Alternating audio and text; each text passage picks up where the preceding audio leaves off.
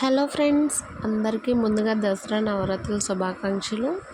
ఈరోజైతే first day కాబట్టి దసరాలో మన నవదుర్గ అమ్మవారిని ఇలా బాలత్రిపుర సుందరి దేవిగా అలంకరించాము. అమ్మవారిని చూడండి ఎంత చక్కగా ఉన్నారో, అసలు పువ్వులతో అది ఎంత నిండుగా కనిపిస్తున్నారో మనకి.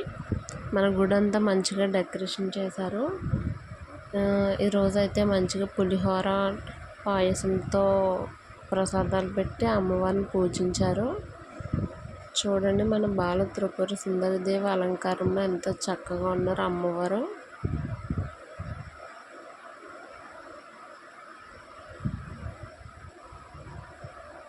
ఇదైతే మన గుడి మొత్తం అలంకరించారు. ఇలా పువ్వులు, వేప కొమ్మలు, అరటి మొక్కలు పందిరేసి చాలా మంచిగా చేశారు. ఇదైతే మన గుడి అలంకరణ. అందరూ మన అమ్మవారిని దర్శించుకోండి.